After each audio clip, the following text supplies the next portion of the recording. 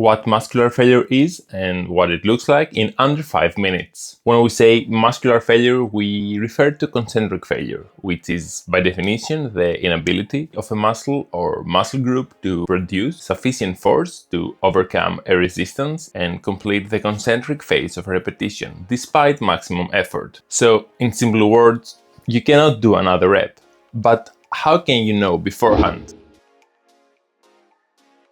You know you're approaching muscular failure when your lifting speed slows down dramatically. While a normal rep takes 1 to 2 seconds to lift, your last possible rep will drag to 3 or 5 seconds or even more. This significant slowdown is a really good sign that you probably don't have another rep in the tank. This final rep usually comes with some funny facial expression, a change in your breathing pattern as you hold your breath to generate more force, and even momentary pauses where the weight briefly stops moving during the lift. Let's check out some failing sets to get a better idea of what I'm talking about.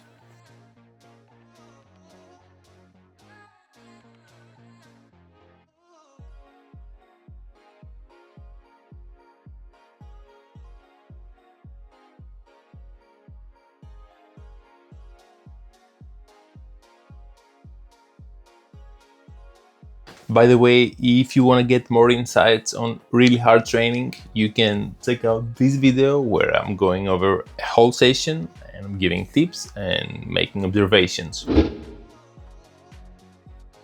Approaching and occasionally reaching muscular failure is crucial for getting the most out of your hypertrophy training, as it ensures maximum recruitment of muscle fibers and creates the mechanical tension and metabolic stress needed to trigger maximal hypertrophy adaptations.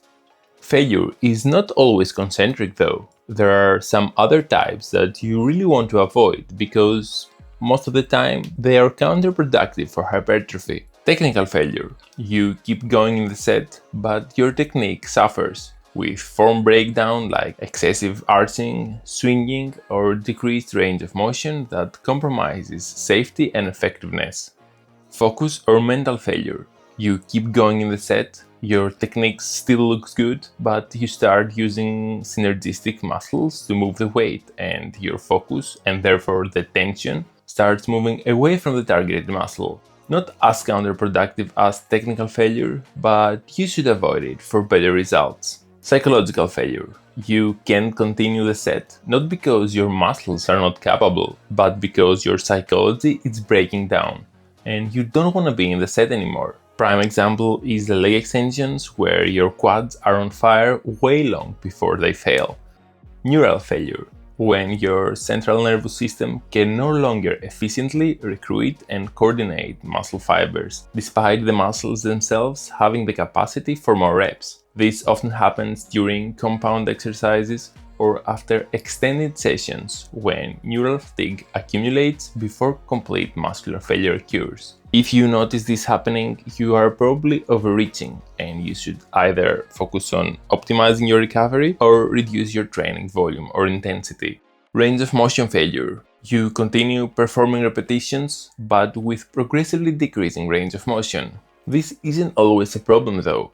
In movements where you still fully stretch the targeted muscle, strategically reducing range of motion by a few centimeters can be beneficial for extending the set and increasing the hypertrophy gains.